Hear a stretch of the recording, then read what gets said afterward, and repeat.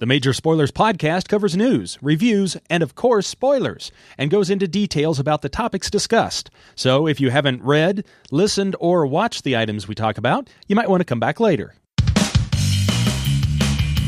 I'm Matthew. I'm Rodrigo.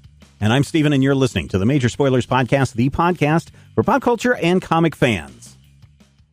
In this issue, Johnny Alpha, Alpha 5, The Wilds of Montana, and Polka Dot Man on script and drums. Something wicked awesome this way comes, slouching toward Bethlehem, Rough Beasts in the Wilderness, and ZZ Top on the stereo. So make sure you know where your towel is and do not go on a date with Jennifer Check, okay? I'm warning you now. You'll thank me later because the Major Spoilers podcast is on the air. Welcome to issue 1062 of the Major Spoilers podcast. This week on the show, oh man, we got that H-word guy on the show. And he's going to get punched a lot, which I'm fine with. Rodrigo starts with an R. I know. That's why I said the H-word guy. So yeah, we are here this week. One of our listeners requested that we review some Strontium Dog. Specifically, the Schicklgruber, whatever it is, the Schicklgruber Grab. Yeah. The Schicklgrabber. So we're going to be looking at that a little bit later in the show. And if you don't know what a Schicklgruber is, don't do an internet search on that, okay? Unless you're doing what you get when you take two Grubers. Yeah, no. And unless you want some certain group calling you up and sending you pamphlets, stay away from the search term Schicklgruber.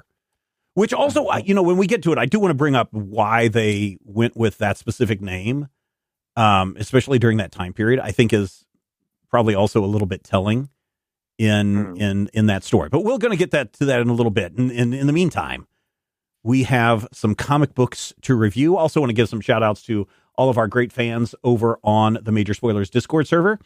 There are some fantastic people having all sorts of conversations. We've got a lot of new people that I've seen pop up this week in the Discord server. Who do I want to give a shout out to this week? Who should I think I will go into the Critical Hit channel, and I will give a shout out to a guy named Steve. Hey, Steve. He said it has been a bit of a time since I last listened to the Critical Hit podcast. I guess my dumb brain was under the assumption that more Rodrigo vertices were coming to happen. I just went back and re-listened to the end, and now I'm sad. So we're sorry, Steve. But, that was, 5 years ago now? Something like that? Yeah. Seems like 5 years ago. So shout out to Steve. He jumped into the Discord to talk about, is there going to be any more Void Saga stuff? And then I had to break his heart and say, no, that story ended a long time ago. But welcome anyway. We're glad you are here. Now let us get to some reviews. I am very interested in so many things coming out this week. And Matthew, talking about the Power Rangers, his favorite thing. Tell us about Mighty Morphin Power Rangers, The Return, written by one Amy Jo Johnson. So that's high quality right there. That is correct. Power Rangers, by the way, my fourth favorite thing. If you can guess the first three, Butter Ripple Fudge would be one of them, and your Starbucks, and hanging out with Rodrigo and I every Tuesday. Yeah, I think that's it. Two of those things are true. Yeah. Okay. Amy Jo Johnson. Writing with Matt Hodson, art by Nico Leone. Power Rangers, Mighty Morphin Power Rangers specifically, The Return from Boom Studios. Should be noted, is not the ongoing Boom Studios Power Rangers continuity. Yeah. The Darkest Hour stuff is all tied into the Boom Studios books that have been going on since 2016. This is a world where 22 years in the past, in the year 2001, the Mighty Morphin Power Rangers defeated Rita, defeated Zed, and then broke up, dispersed. There were no more Rangers. No one has, seen them since, with one notable exception that we'll get to eventually. And everything is basically done. They're all grown up, they're adult. But as the story starts, we find someone in the abandoned power chamber trying to access the Morphin grid. and that someone ends up wearing a red costume and carrying a power sword and trying to desperately find something before he is attacked by an unknown assailant who steals the power coin. And you see an elderly, scarred Jason Scott screaming, "Who are you? What do you want?" And then cut to Angel Grove at the memorial for the late Trini Kwan. And this is the point where I teared up a little bit, because this is the second time in like a year that we've seen something to memorialize Trini Kwan, whose actress, Tui Trang, died like 2 days before 9/11. So nobody knew about it. And then, you know, a year or 2 or 3 years later, we're all like, oh my God, Tui Trang died. And then, you know, you find out why. But we find a 40-ish, late 40-ish Billy, who is now, you know, running a telecom company, and Zach, who's a multimedia influencer, dedicating a new park to Trini, the longest reigning mayor in Angel Grove history, the former United Nations Commissioner on Human Rights. Basically, she grew up and became super awesome. And in the back of the crowd is a woman in a trench coat trying to hide herself so that no one knows. And they're like, "Hey, who are you?" And she's like, "Me, my name's Emma." And Zach is like, "No, your name's Kimberly." Dun, dun, dun. So there is one big reveal that I am going to spoiler, because there are about 5 things in here. But there's one big reveal that I don't feel is plot-related spoilers. And that's that when Zach finds Kim, she is putting flowers on the grave of Tommy Oliver. No. Yeah, Tommy Oliver died apparently in 2001, which implies to me that whatever that last battle was may have killed him. We don't know what that is. But, you know, David Frank, who played Tommy, has also passed away. So I kind of feel like this first issue may be Amy Jo Johnson giving a little bit of a goodbye to, you know, a couple of old friends, which is she's really, talked about really this. She's talked about this series at length on her socials, so people can go on there and see.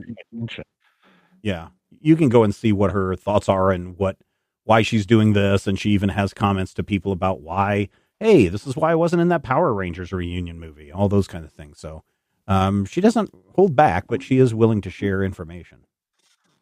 And that, you know, that's good. I mean, she's not quite our age. I think she's in her late 40s. She's got no reason to, you know, try and be nice to a fandom that wants to poke at her. But the interesting she's exactly our age. She's 53. Is she? Yeah. She's born the same year I was. So she was playing well below her age. I didn't realize. Oh, they always do. Don't do that. No, they have to. I mean, there's legal reasons why you got to do that. I know how Dawson casting works. It's just that I didn't realize she was that much older. That would have made her like 24, 25, playing 17. And I thought she was like 22. Anyway, Zach has gone public. Everybody knows that Zach used to be the Black Ranger. And Billy is trying to use his power coin to power new innovations. And apparently Jason was a firefighter in Angel Grove until he felt like he could do more good by morphing up again. But no one knows what happened to him. And so he has gone missing. And most importantly, Billy has discovered that other than him and Zach and Jason, someone is accessing the power of the Morphin Grid. He doesn't know who this is, but at the end of the issue, somebody shows up on Emma's front door and says, "Hey." And then you'll have to read the book, because it is an interesting final reveal. Now, I will say this. Is the final reveal like the Zords in some kind of Simon Stahlhog design where they're just kind of rusting away in the background? Apparently only one Zord still exists, and that's Kim's, and she refuses to use it. All right. Yeah. This is, by my count, the 4th Power Rangers continuity that I have been dealing with in the Power Rangers anniversary year. 30 years ago, give or take, 30 years ago in 1993. So, but this is separate from the continuity of the Once and Forever reunion movie that Stephen mentioned on Netflix, where Trini is also dead, but Trini in that movie died in action during the film. And then, of course, separate from the Boom Studios continuity and separate from the continuity of the latest actual ongoing Power Rangers show, the Power Rangers Super Duper Flying Space Ninja. I don't remember what they're called, to be honest. They were pretty good. I watched the whole scene. I actually binged the whole season over the source of a weekend. So I've got a lot of Power Rangers in my brain. And right now, I feel like I've got the right partitions in between it to appreciate each one separately. And that said, this feels like a more personal story. Whether or not that's, me projecting because I know who the writer is, or whether it's, entirely intentional is unclear. But the one thing that is very important in this issue is if you read the Boom series, Jason is definitely Jason and Billy is definitely Billy, but they are not literally the actors. They're not, Austin. They're not David. They're not Amy Jo. These Power Rangers are. And not only that, we see, as we go through the big thing in Angel Grove, we see a grown-up Bulk and Skull. We see Ernie from the Juice Stop. We see actual characters drawn realistically as 25 years older versions of the characters that we know. So that does also make a difference in kind of the way I appreciate this. I was right at an age where I was probably too old to enjoy Power Rangers in 93, 94, which, as we've noted, that's the point when I really like things. When people say, hey, you probably shouldn't be enjoying this, I'm like, yeah. I get that voice, that Zach De La Rocha voice in my head, and I'm just like, yeah.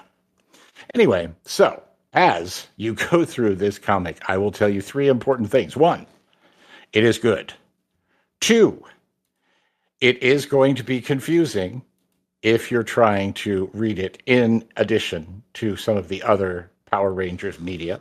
So you have to treat it as a separate thing. And three, and I think most important, it feels like a very personal project for Amy Jo Johnson and the creative team. And I think that kind of puts it over the top. 4.5 slices of meatloaf for Power Rangers The Return, part 1 of 4. So this is a 4-issue limited. I would say look out for this. And if you haven't been following the Boom Studios Power Rangers, it's worth checking into. In fact, it might actually be easier to check into if you haven't been following the other continuity. What do you guys think of, and I don't want to say this is stunt casting, although they did approach Amy Jo Johnson and said, hey, would you be interested in doing this? Not the other way around. What do you think of the kind of the stunt casting when you have the celebrity who was known for the part writing the comic book? The other example would be Iman Vellani. Ms. Marvel is writing the Ms. Marvel comics now at Marvel. I feel like it's the same thing I feel about CM Punk did a run on Drax the Destroyer for Marvel. And I really enjoyed. Taran Killam has done several comedic stories. Taran Killam from Saturday Night Live actually did a really funny Spider-Man story that I still remember. So it kind of depends on whether it seems like they can write, I don't necessarily, I'm not like a huge John Leguizamo fan, but John Leguizamo did an Image series a few years ago that was basically, here's John Leguizamo, the superhero, and it was really good. I enjoyed it. I liked the way it came together. And so I don't know. It's really a question of, is it well written? Yeah. So, Rodrigo, do you have thoughts? I have that problem with professionals in the industry too. So, yeah, it's pretty close to Matthews. It's interesting because you never know what's going to come out of it, right? It's like it might be a stunt, and either you could have something where the person gets hung up on it and they're like, oh, I want to write comics now, or they don't do very good work, but we can't necessarily tell because usually there's another writer attached, and that writer probably cleans up any issues. So first off, it's hard to tell how much they're actually writing, right? But you can end up with someone like Kevin Smith, who wrote some comics and then probably as a stunt, and then got into it and has continued to write comics for years, right? So, and people like those a lot. Something similar to that is what got, Judd Winnick started in comics, because, Judd Winnick was known for his real world work and his cartoon work, and, Pedro and me. And then, they gave him Green Lantern, and all of a sudden Judd Winnick is like, oh, yeah, I'm going to, go nuts and do a cool Green Lantern story. Yeah. And people are like, oh, real world guy can write. Yeah, and now he's writing the third most popular comic book in the world. Yeah. Nice.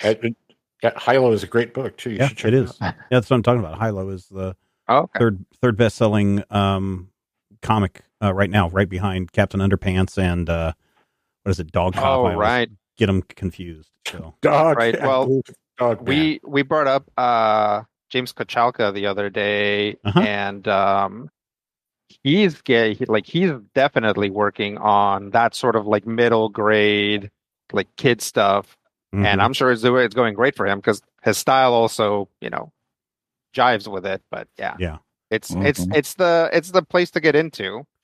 I'm always going to mispronounce his name, David Dastmalchian. Is that how you say his name? Dastmalchian. I always mispronounce it. I apologize. It's kind of following along with Amy Jo Johnson doing Mighty Morphin Power Rangers, because David returns this week with Count Crowley's Mediocre Midnight Monster Hunter #2 with art by Luka Ketner. And I was like, oh, neat. Another Count Crowley comic is out. And I like this because David also grew up in the Kansas City area. There's no doubt that he watched the Channel 41 type of horror movie hosts and those kinds of things. And of course, Count Crowley is just playing on that. But what if this stuff was real? Almost like Fright Night to an extent. And I was like, oh, this is great. And then I opened up the first page and I was like, wait a minute. Why does this seem familiar? Wait a minute. What's going on here? And then I realized I last reviewed a Count Crowley comic back in November. And I thought, oh, this is the start of a new series. No, this is the second issue of that series that launched in November.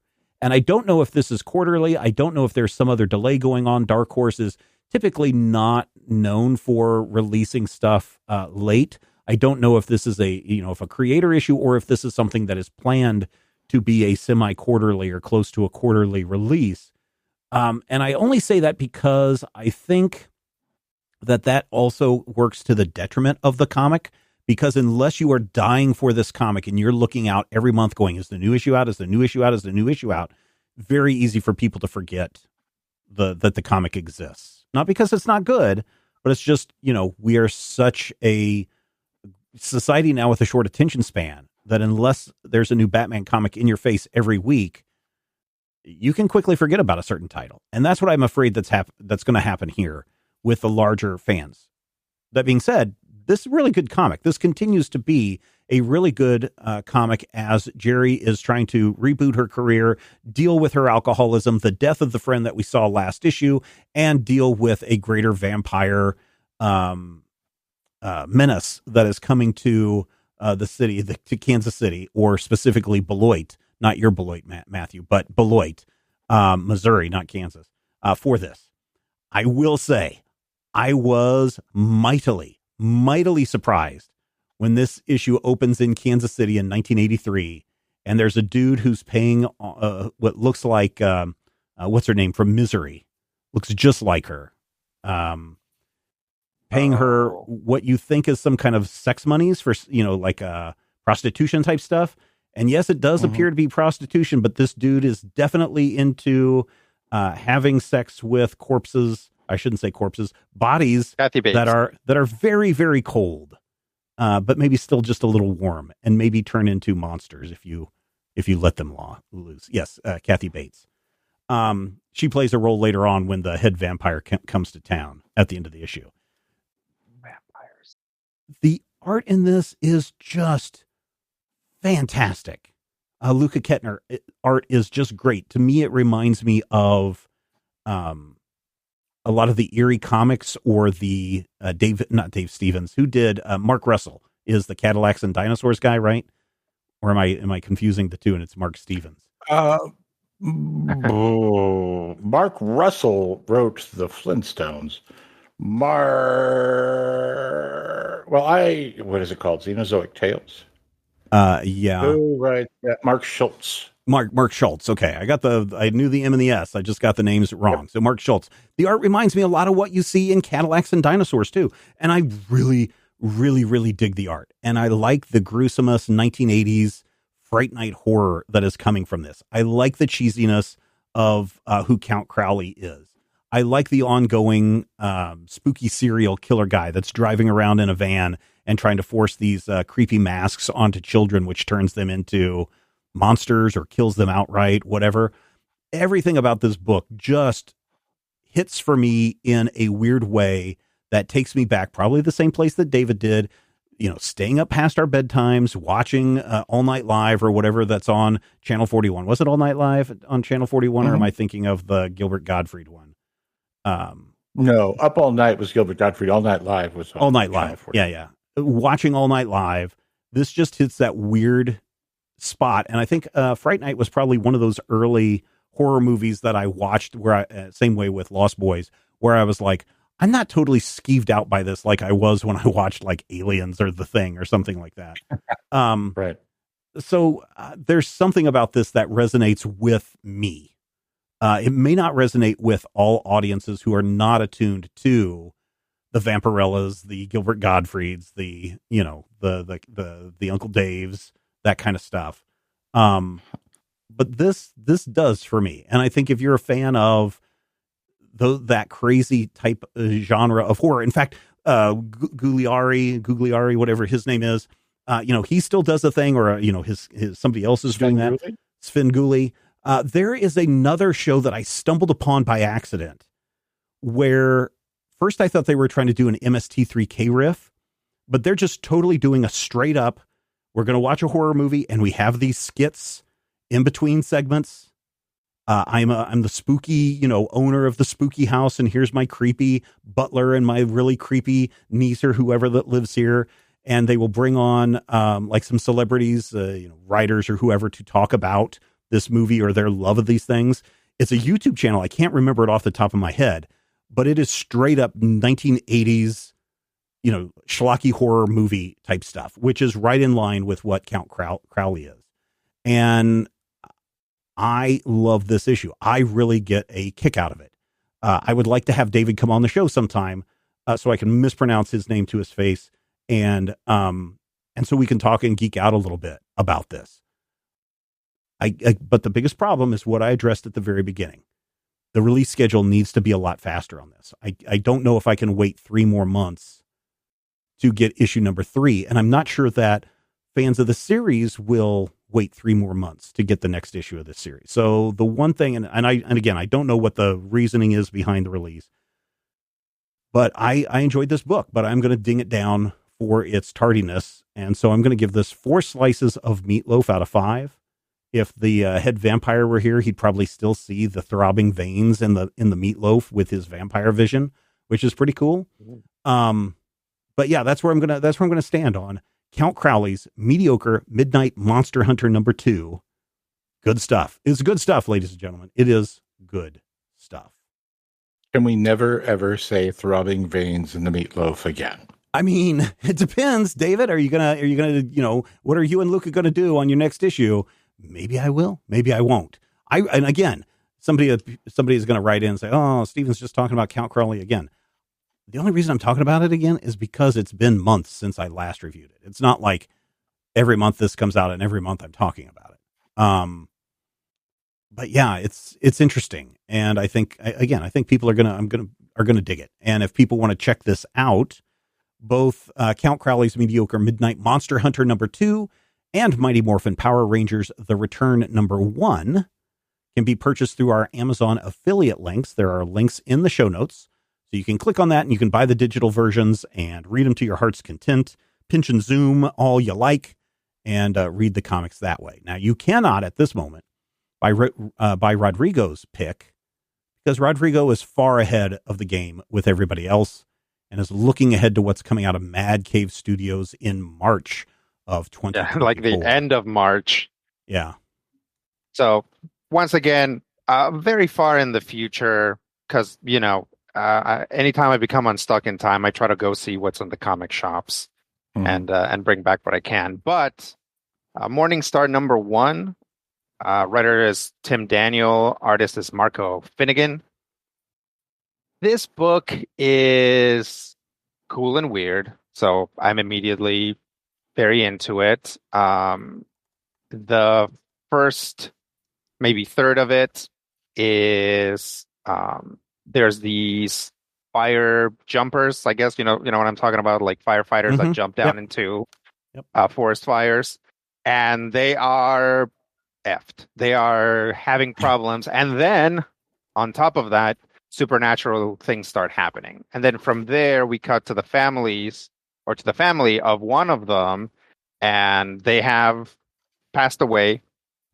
They believe to have been killed in that blaze, although we don't necessarily see it happen, so we don't get confirmation one way or the other in this issue. But we know that some supernatural stuff was happening, and now the family is driving to that place, to that national park where that blaze happened, for some closure.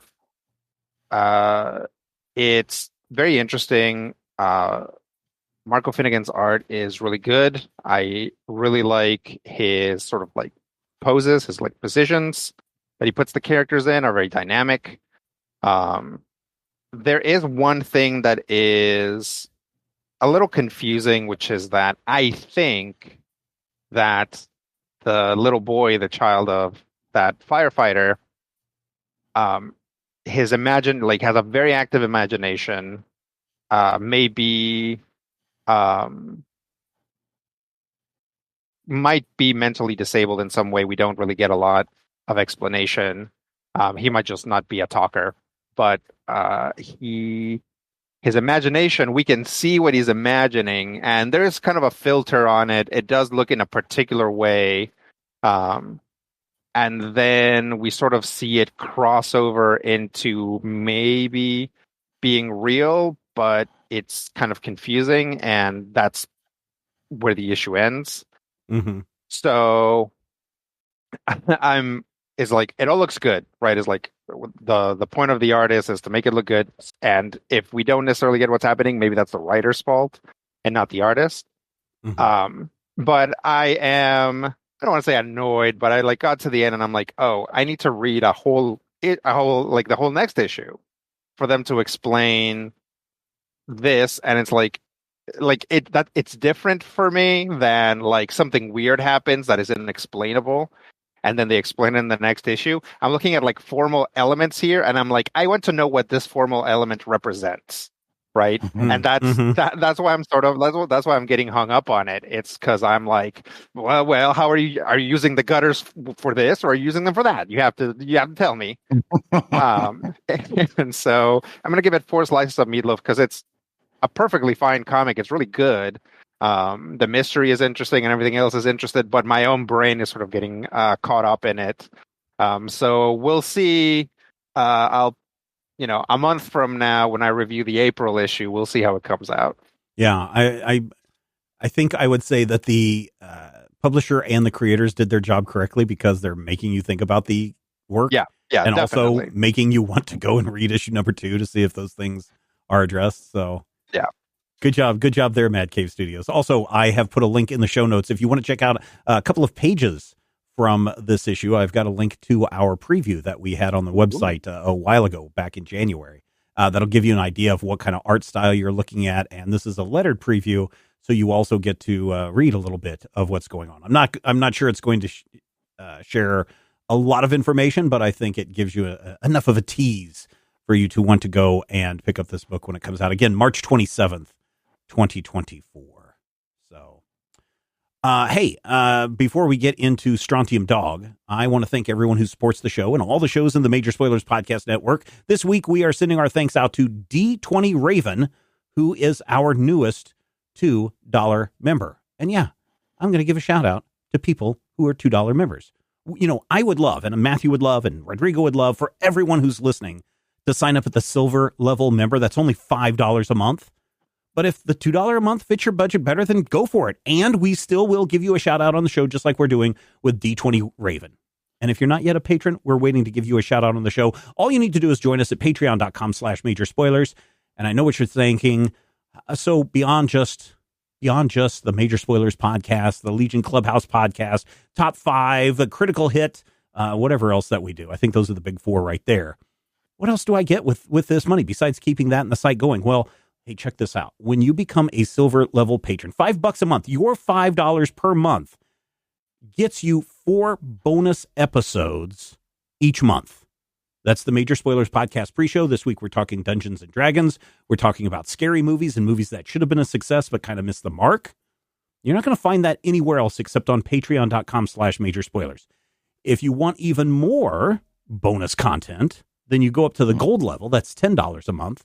And you get up to 8 bonus episodes per month. Plus, you get a true inside look at what it's like to run Major Spoilers, because I talk about how the company is doing, what's going on in other places. And I don't think that there are a lot of other companies that pull the curtains back and let you take a look the way we do. I'll be honest. I'm going to be pushing our Patreon pretty hard over the next couple of months, because we are down a couple of $100 from where we should be at. Well, actually, we're down several $1,000s from where we should be at. But we're down several $100s from where I would like us to be at, just so we can pay our minimum bills. And unfortunately, I know it's the economy, stupid. It's the economy. It's the gas prices. It's the chicken prices. It's the Big Mac prices. We went and I went to, remember, Matthew, you could go to Taco Bell and you could buy like a meal for a family of 10 for like $6. You can't do that anymore. I went to Taco Bell the other day, and for a family of 4, it was like $50. And that was just for like some tacos and some burritos and a nacho. So I understand when people can't do that, but we're in a place that if you enjoy the stuff that we are doing, if you find value in what we are doing, we are really asking you right now to step up and become patrons at patreon.com/major spoilers. And you're going to get your name shouted out, plus bonus content, lots of bonus content. And not only that, but here's the thing. Many people think that, when I sign up, that's when I start getting my bonus content. Oh, no. When you sign up, you not only get access to the future bonus content, you get access to all of the previous bonus content. Mm-hmm. Something in the lines of like 300 pre-show episodes, more than a dozen commentary tracks that we do for the movies, GM roundtables, all that stuff, all that bonus stuff, you unlock instantly when you become a patron at the $5 or higher level, depending on what your plan is. But if $2 sets you up right, then $2 it'll be, and I'm happy to have you as one of our patrons. So what are you waiting for? Patreon.com/major spoilers. All right, boys. Because who's the culprit behind this? Lagnus. Oh, Lagnus. He was like, he knew ahead of time that we were going to be talking about this, because he's the one that said, hey, have you guys thought about looking at some Strontium Dog, specifically the Schicklgruber Grab? And I was like, let's go look at this. And then you find out that it's Strontium Dog's tale that involves Hitler. Mm-hmm. Yeah. But Hitler who gets his comeuppance. Involved. It's almost like Hitler is the... So Hitler is not portrayed as anybody who is good in this issue. So I should point that out. Yeah. Hitler is really portrayed as a feckless doofus. Cowardly, yeah. Yeah, cowardly doofus. So, it's not like 2000 AD is promoting, Nazis or anything like that, which is what I was afraid of. Because it's like, why are they trying to get Hitler? Hopefully they're not trying to bring him back to the future so that they can adore him or anything like that. Also, Nazi symbology is almost non-existent in this. And again, it's a European comic. You be very careful. Yeah. In fact, it's banned in many countries. At one point, it was banned in Germany. I'm not sure that that's still the case now. So I don't know enough about Strontium Dog specifically, except that very much like many 2000 AD titles, like Judge Dredd, it takes place in the future after a post-apocalyptic war of some kind. The discovery of the element strontium has mutated people. 90, yeah. Strontium 90. And it starts people to have mutations, giving some people powers, other people strength. And we are introduced to Johnny Alpha in this series, who is a member of a police force, a task force, a search and destroy organization. Yep. And so we get to follow his adventures. Yeah. Yep. What is it, Matthew? And they call them Strontium Dogs because search and destroy SD agents. They tend to get people who have powers. Johnny actually has the power to emit alpha waves, but I'm never really sure what that means. It's whatever they need it to be. Right. And then, like of Johnny's course, weapons, right? Yeah, he has a Viking who follows him around, which is kind of cool. Yeah, which is also really weird. What's the Viking's name? Is Wolf. Wolf Sturmhammer. Yeah. And he does have a big giant hammer. And also, he has a medical creature called a Gronk, not to be confused with Gonk from Star Wars, but Gronk. But you might confuse Gronk with Star Wars because he kind of talks like, what's his name from the Star Wars Episode 1? Misa gonna save you and make you feel so better, Johnny. Oh, yeah. Jar Jar Binks. He kind of talks like Jar Jar Binks. The Gronk is actually part of a race of Gronk, and they're all called Gronk because everyone in their race is the Gronk. So it's a whole. There's actually a moment later on where they're just like, "Hey, I have a letter here for the Gronk," and they're on Gronk World. But I'm not sure if they're like a hive mind or what. But the Gronk always cracks me up because I think about the football player. Yeah. Oh, yeah. Me too. Okay, so this story is credited as being written by John Wagner, but also Alan Grant. And I'm not sure that I was trying to read up on some places. I'm not sure that either Grant was doing this and not getting the credit, and so it's only during this this story that we start to see his name appear in the credits, or if Grant was doing some writing, but Wagner was doing the bulk of it, but they were giving Grant the credit or not. I'm not really sure on that. Matthew, you may know a little bit more about that. Wagner and Carlos Esquerra created Strontium Dog for another magazine. Yeah. And I think that, yes, I believe Alan Grant joined as I always call him Stephen Grant because that's Moon Knight. But Alan Grant joined him before he was officially, I guess, there. And so at certain points you see where, like, this first chapter is actually credited to Grant, but it's actually Grant and Wagner. Right. So it's very, I don't know if that's a 2000 AD thing or what. I know 2000 AD is a nightmare to try and research on this side of the pond. Well, and unless you're Rebellion, who owns 2000 AD now, seems kind of a mess anyway in trying to figure out what goes where and whatnot. But there are some great collections that Rebellion Publishing 2000 AD have put out that includes this story. Yeah. But yeah, it can be kind of messy. Now, people may be saying, who's Alan Grant? Alan Grant, here in the United States, you would probably know him for his Batman work in the 1980s. He introduced the ventriloquist. He worked with Norm Breyfogle as his artist on a lot of the stuff. He worked over at Epic Comics for a while. If you are a fan of Judge Anderson, he worked on that here in the United States. And what else did he do? Lobo, Omega Men. I'm trying to think. Legion. He did that Legion story in the 1990s. So that's probably where you know Alan Grant's name from, if you had not heard of him before, but it sounded familiar. Yeah. If you remember the Suicide Squad with the rat catcher, he didn't invent that woman, but he invented the rat catcher character who inspired her father, played by Taika Waititi. Yeah. So the Strontium Dogs, in addition to going out and doing whatever bounty hunting that they do, apparently, Rodrigo, also have the ability to do time traveling, and that is the basis for this snatch and grab. Yeah, their agency can send them traveling through time. So yeah, they're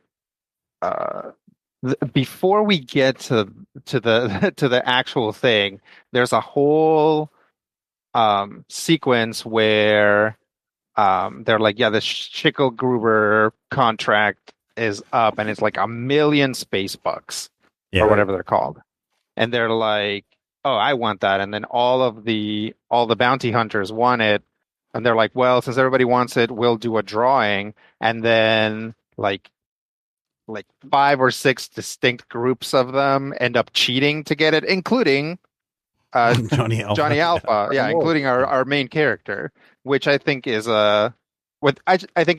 was good. It's good that we saw that early on, because that happens, and I'm like, oh yeah, this is like a 2000 AD protagonist. It's like, of course he's like very loosey goosey with his morals.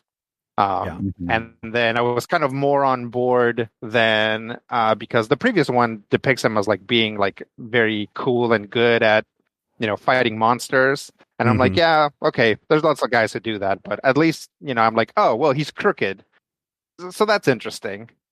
But sure enough, I'll admit that I was going to say, I will admit, in that first story, the one that leads up to the main part, I was like, oh, so this is just Judge Dredd, but we can see his face and he's got these alpha wave patterns to make people do stuff. That's what it felt very much like until we get into the bulk of the story. Because this is my first experience with anything Johnny Alpha or Strontium Dog. Yeah, me too. Yeah. Very similar. I mean, they do have a lot in common, including a creative team, but Johnny also does have his gun that fires 6 shades of S-bomb, There's a lot here that kind of parallels Judge Dredd. But this is sort of almost an inverse Judge Dredd, where rather than a world where you have this stranglehold of the law, Johnny just sort of wanders around in this lawless rebellion. It's kind of like the relationship of like Star Trek to Serenity, if that makes any sense. Very similar stories, but where your protagonist stands, whether he's like the arbiter of law or whether he's just like some weirdo wandering around on the fringes. Yeah. So anyway, we find out what the Schicklgruber Grab is. Schicklgruber Grab. Rodrigo. Yes, we find out what it is. Turns out that popular dictator Adolf Hitler was in fact not named Hitler when he was born. His name was Schicklgruber, and he changed it at some point. Probably his agent had him do it, right. And then so we go through this whole thing. I feel very, I don't think this is bad, but I feel very disrespectfully referring to Hitler by his former name, instead of the name that he wants to be called. And that kind of kicks everything off. Yeah, so they have to, and so the whole point is they're going to travel into the past. They're going to kidnap Hitler moments before he's supposed to kill himself anyway, to bring him back to the future because they are wanting to stand for the crimes against humanity, where the future people's society think that people that take their life through suicide, like Hitler did, is the cheat way out. And even though he's dead, we want to make sure that we kill him under our jurisdiction and under our laws. And so that's where this $1 million contract gets in. And then I tell you, this book kind of dives into some conspiracy theory stuff that was definitely making the rounds in the 1970s and 80s, especially as we saw the kids from Brazil or whatever it was, movie coming out. Yeah, where, Hitler really didn't kill himself in the bunker. He had somebody that was his lookalike kill himself, and he secretly slipped off to Brazil. That plays out in this book, except that Johnny Alpha shows up and with his Viking friends and try to abscond with him to the future so they can take him out and do the real justice. Right. Problem but Johnny is, though, forbidden from killing innocents to get to Hitler. Right. And is forbidden to get Hitler until all of his crimes are already done. So it's not like this, you can't go back. Yeah, you can't go kill baby Hitler. Right. And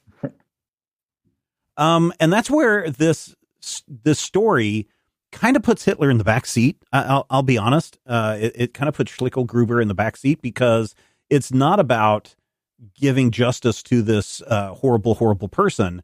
It is can this team get their package back to the future before these other bounty hunters show up and kill them? Right. And so it turns into this weird, in my opinion, again, this is me looking back on a story that took place before the movie came out. It feels so much like I'm watching a bit of The Terminator, where you have these other creatures and other bounty hunters coming after Johnny Alpha and his team, and them trying to battle and get to the future. I don't know if you guys felt anything like that or not, but that's how I kind of felt. I didn't Terminator, but I definitely thought that I was trying to figure out whether 1980 was early enough for this to have been an early appearance of this kind of trope, because when the Sticks start showing up, and I'm not sure if the Sticks is a guy or a group of guys or what. A faction, but the Sticks show up and they're like, Sticks win, you die. And I'm like, I do love that entire Kilroy It Was Here album. So Sticks does rule, but I kind of also understand. Yeah, it's, like travel for this length while everybody's trying to kill you. It's a little bit The Warriors. It's a little bit Terminator. It's a little bit Smoking Aces. Am I the only person who saw that movie? No, I love Smoking Aces. That's a great movie. Smoking Aces is good. Yeah. So yeah, it's definitely a trope that I enjoy. This idea of like, you have the package, and sometimes the package is a Nazi, and you have to get them from point A to point B, while basically a bunch of jerks who are really the at least on paper, the equal to the protagonist, right? They're also trained killers from the future, are trying to stop them, and they have different tactics. Like one of them has 2 evil Pokemon that he throws at him. And then another guy beats up the time portal tech. Okay. And he shows up close to the very end so that, everything will be done and he can just kill Johnny Alpha when, at his leisure. So that guy. Okay. I don't know who would be the inspiration for that particular bounty hunter guy. And I know a lot of other people may be thinking, oh, yeah, that guy is Lee Van Cleef. If you read that and you think Lee Van Cleef, you're like, oh, yeah, I can see that. But I would argue that guy is not Lee Van Cleef, but rather he is Lee Marvin. And if you look at that character through the vein of Lee Marvin as a bad guy, and Lee Marvin has played bad guys plenty of times, that is totally Lee Marvin under all that makeup. Okay. All right. That's just me. But, time travel shenanigans, Matthew. It's not so easy just to bring Hitler back to your current present. No. Things go a little wacky in the wiki-woo. And you do have to sort of walk him through the reality, which is, fine. That's the point, really, where I feel like it almost feels like the strip is going, did we say 7 episodes? Well, but okay. This was a weekly series, right? Is this part of those of the publications that they would do with 2000? I think it was 2000 AD or Judge Dredd magazine or whatever it was, where it came out weekly, and this would just be another weekly installment. Right, 2000 AD did, and I'm going to say asterisk does come out weekly. Yeah. But yeah, this is these were small chapters in like a larger collection. So like if you went and bought a 2000 AD off the stands, you'd have like 7-8 different things in it. Yeah. Then you could get one every Thursday or every Monday. I don't remember. It's actually on the cover for a long time. I had to go digging through some 2000 ODs. Yeah. 2000 OD. That's how I think of it. Recently, this last few months, actually looking for some specific characters. And boy, I tell you, there's some great stuff in here, but there's a lot of it. They end up way into the future. At some point, they don't know. But it is the day that a comet or an asteroid is supposed to crash into Earth and wipe everyone out. And so that is also a very interesting look at society and how society deals with these things. And poor old Schicklgruber can't deal with all of this nonsense. fights, big battles. Lee Marvin gets his. They take Hitler back, and he gets his. Although you never do see Hitler get executed on panel, which I was kind of expecting and kind of hoping for. Because it actually Hitler just ends with them. Oh yeah, we have our. He's almost. I hate to say it. He's the MacGuffin. Yeah, he really is. They're like, here's your Hitler, and they're like, okay, next they'll want $1 million for Mickey Mouse. Yeah. And then, of course, the Vikings like, and when they do, you tell us, yeah? We get the Mickey Mouse. And then if you turn like 2 pages later, there's like an ad for some Mickey Mouse like toothpaste or something. That's funny. Yeah. What did you guys think of this? Because I was going in expecting some things to be really, really uncomfortable due to just the subject matter of Hitler being in this and going, oh, what are they going to do? Because we know sometimes in the 1980s, there were certainly a bunch of, what do we want to call them? Racist neo-Nazis. Yeah. Neo-Nazis were definitely on the rise. And I was afraid Illinois Nazis. Yes, but in Britain, those Illinois Nazis were a little bit more rambunctious. They were hooligans. Yeah, hooligans and whatnot. And I was afraid that was going to be something that would spur on, agitate that group, but it doesn't appear to have done that. And that's certainly not, I don't think, what the intent of Grant and Wagner and the artist were intending. But I was surprised that they just totally deflated Hitler and just made him the butt of pretty much the entire story, the butt of the joke of the story. I really liked that. And having read previous work by Wagner, and Wagner, of course, is one of the big names behind Judge Dredd for a very long time, and especially Grant. Grant has, I don't want to say Grant has like the morality that you see from like Steve Ditko, where it's black is black and white is white, and the more they meet, the more they fight. Have some beans at every meal, but Grant has some very specific takes on what is and is not acceptable. And knowing that Alan Grant was involved in this, I was at least sanguine that we weren't going to get heroic Hitler, with the pretty hair or something. Yeah. I mean, there's another comic book writer that's kind of gone, I don't know, revealed his true form recently. And it's very much like, oh, if this person were doing this in one of his movies or in one of his comic books, he would definitely make Hitler a... not, I don't want to say a good character, but not the weakling that they do here. I think in media, since for sure since the 70s, right? There had been like sort of an ongoing character assassination of Hitler and turning him into like a goofy guy. Yeah. Which is fine, with the slight asterisk that sometimes that can be counterproductive, but I don't necessarily feel that it was. It's only very recently that, just being online or whatever, like you'll encounter somebody who's like, yeah, Hitler. It's like, Hitler. And they're like, no. He had some good ideas, and I'm like, oh my God, what dimension do I live in? Oh man, I got to tell you something when we're done recording. So, yeah. So yeah, for the longest time, like probably the first time I was ever exposed to Hitler or Nazis was something like in a Mel Brooks movie or in the Blues Brothers or something like that, where they are strictly comedic idiots. Yes. Right. Yes. Unlike in real life, where they are dangerous comedic idiots. And one thing that, you do have to look at with 2000 AD circa 1980, even if that sentence doesn't make sense chronologically or in terms of the language, you're looking at Thatcherism. You're looking at Margaret Thatcher's Great Britain. And, a lot of the guys who would basically be revolutionizing the American comics industry in 4 or 5 years are, working on 2000 AD as these young, bomb throwing in a very metaphorical sense, ideologues.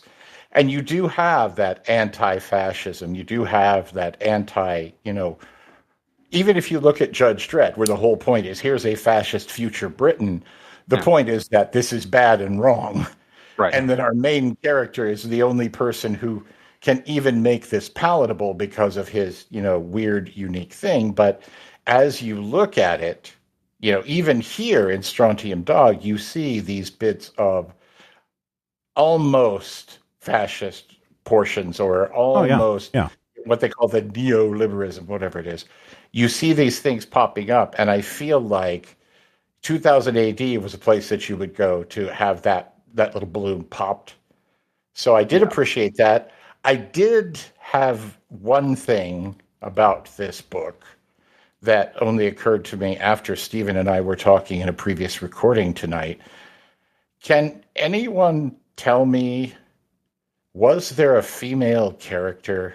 I think the one woman I thought that was a woman that came after them with the two Pokemons. There's two teams that come after them. One of them is a spiky lady and the guy who controls the Pokemon, who has they call him Slabhead or whatever, the guy. Yeah. The other, the lady, I think has a lady's name like Norma or something like that. Mm-hmm. But other than her and some speaking lines that the comet hippies have, no, most of the characters are either irrecognizable because they're mutants or dudes. Right. So that was kind of a thing in that, it did not pass the Bechdel test. But that's also, in some ways, kind of part and parcel of the 2000 AD vibe, too. Yeah. Or just the time period in general. Well, it's especially with 2000 AD, though. I feel like if you go through the history of 2000 AD, I think there's Halo Jones, who is a female character. Mm-hmm. Question mark. Judge Anderson. Yeah, Judge Anderson. I guess there was a female member of the ABC Warriors who wasn't actually a robot. She was a girl human woman, but she was in love with a robot. But nonetheless, that is not necessarily what I would call a major flaw, but it is a concern. And I guess it does, when we get to the end of this, have kind of that element of the Shaggy Dog story. Yeah, and that's the thing that I think. The big question that I have after reading this was, I enjoyed this story. I like the adventure of these people that are trapped and thrown across time, and they've got, Terminators after them, and they've got Lee Marvin after them, and they've got to get the package back to home base on time. I dug that. But at the end of it, I was like, did this really need to be Hitler? And because he just is the MacGuffin of the story, I think they could have moved a little bit in time and history and maybe picked somebody that was maybe not as controversial, but still as bad, or just an imaginary person from a different time period. I'm not sure that that's had to be Hitler. That's the thing, is that was actually pretty safe. I think, right? If you look at media, you're right. No, if you look at the time, no, Hitler bad. Everybody knows Nazis bad. Even in 1986, 88, 89, 92, people knew Nazis were bad. Then comes along American History X, and people are like, Nazis bad? ? And then we start into the downslide of that. So you're right. Probably Hitler, very safe bet, but today there's an aspect of controversy about it. Because on the one side, obviously, you have neo-Nazis who are like, well, you're not giving him a fair shake. And on the other hand, you have people that legitimately may ask, why would you put Hitler in your comic? Why give any time and thought to this? Right. Which is a fair question, but I think there's good answers to that. Back in the 80s, it was a very safe thing to be like, I'm going to cast Hitler as the fool, and everybody just was cool with it. Yeah, and I think that's almost kind of the hook of this story. It certainly is the hook. If you know who Schicklgruber is, right. Without it being Hitler, I feel like this story would be pretty unremarkable. With it being Hitler, it's kind of like that time Captain America fought Nixon. You're like, oh, I remember this because of that aspect of it that seemed weirdly controversial or whatever. But if you kind of break it down, as I said, when you get to the end, it is sort of they say, okay, we find out they're going to go back in time. They go back in time. Something happens. They get back and they successfully, deliver their quarry. The end. And that's fine. I mean, not every story needs to be some weird, complex Cormac McCarthy narrative, but it also does feel like if it weren't Hitler, would it warrant 8 issues or, at lead slots, mind you, of 2000 AD? Yeah, this story greatly benefits from its serialization in that you sit down and read it all in one go, like actually very little happens. Mm-hmm. Like you said, it's like a very straightforward, the guys go and they get the guy and then they have some fights and then they deliver the guy. There's no questions asked, no twists or turns. It's very straightforward. There's probably more twists and turns in that very first issue that leads to this, which is, it leads into it, but it's not actually part of the caper. It's like a separate adventure, right? So, again, I feel like if you were picking this up once a week, you might be like, oh, okay, well, now I get the next part of the story, the next part of the story, the next part of the story. When you look at them all together, it's like, did this story even need to happen? And, the answer is yes, because, some creators got paid and groceries were bought probably, so that's good. But was there anything really all that interesting about it? To me, no. But it is an interesting little time capsule to look at now. Yeah, I wonder if this is the first. Do we know? Is this the first arc that appeared in 2008? No. No, from my understanding, this is not. Okay. Because I know Star-Lord got it didn't get canceled. Books in Britain don't get canceled. They get folded into other books. Yeah. Which is the weirdest thing ever. But so Star-Lord, which is where Johnny Alpha began, was canceled. But as it basically, you're like, hey, if you love Star-Lord, all your Star-Lord favorites are now in 2000 AD. So it basically got folded over, but I wasn't sure or how much. What year did this story come out? This story is from 1980. The first Strontium Dogs. So the series created in 78. It doesn't say. It says that it moved over to 2000 AD, but then the very next sentence it says in 1980 Wagner was joined by Alan Grant. So. I don't know if this would have been the first thing in 2000 AD or not. I'm gonna say probably no, but maybe yes. Maybe our friends who are listening over at 2000 AD right now, who we know they are listening. Hello, guys. Hi. Maybe you can fill us in a little bit on that. 2000 AD, we should be like, hello, mate. Then they'll stop listening. Yeah, you don't want them to stop listening. Shut up. They can fill us in a little bit, and we can give you guys some updates on that. For me, I enjoyed this story for what it was, snatch and grab. Let's get Hitler and, give him his comeuppance and fight bad guys. I enjoyed it from that. Now, again, everybody else may be going, I don't know where Steven got Terminator and Lee Marvin in it, but if that helped him enjoy the story more, then great. I think that will help you enjoy the story a little bit more.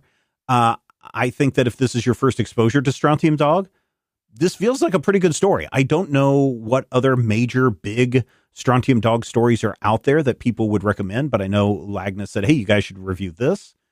And so I'm okay with this. I'm okay for what it is. And it was enjoyable for what it was, is what I will say. I don't think that this is a rush right out and try to find a copy of Strontium Dog Volume 1 and get into it. But I think if you were to find this in an old comic shop or find it online somewhere, I think it would probably be worth your read. Matthew, what did you think? I would agree. And in some ways, I feel like Strontium Dog is actually more to my taste and sensibility than even Judge Dredd. Because, there is an edge of Judge Dredd that is kind of hard to swallow when you're a Yankee Doodle Dandy Doodly Doo. That, I feel like comes across different in 21st century United States than it did in, Thatcherite Britain. But Strontium Dog is something that is clearly meant to be like this weird science fiction craziness, and it has a lot of those similar elements, and it definitely has a similar tone. But I feel like the main character is one that I don't necessarily like more because I hate him as much as I hate Dredd. They're not meant to be, likable, friendly, awesome buddy characters. But I feel like this is more to my liking, and this feels like a more coherent chunk of storytelling than some of the Dredd we've looked at, not mentioning any names called The Cursed Earth. Rodrigo, final thoughts from you. Yeah, definitely Strontium Dog has a couple things going on that a lot of other ultra badass stoic main character stuff of the time doesn't have, and that's it has a funny Viking and a slightly less funny like piece of celery that talks. Yeah.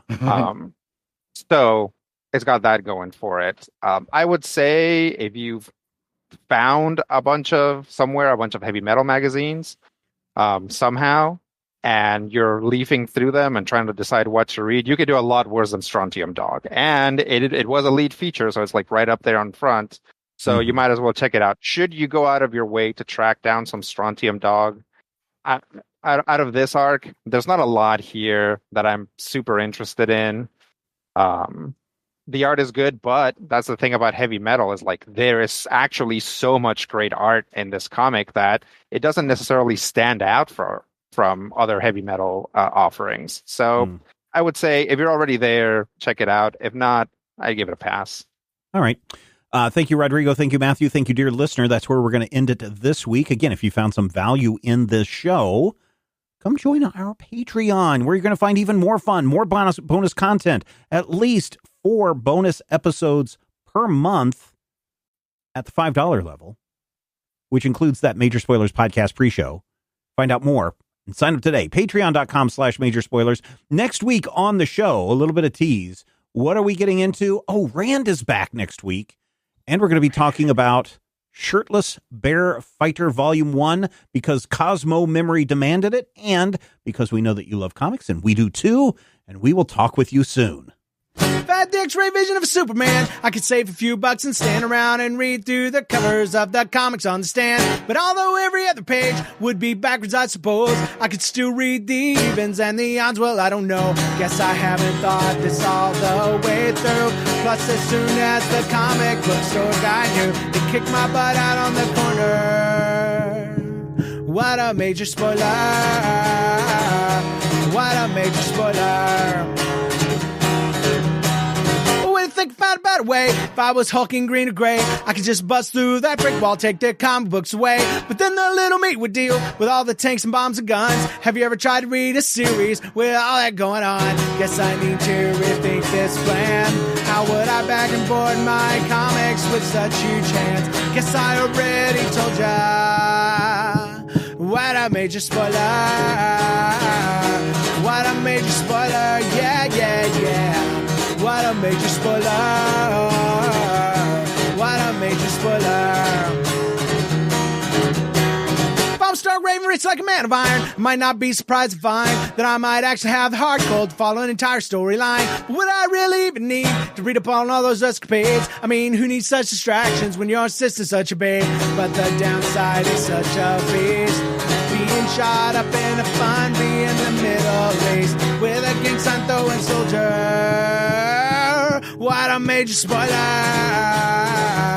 What a major spoiler. Yeah, yeah, yeah. What a major spoiler. Whoa, whoa, whoa, whoa. What a major spoiler.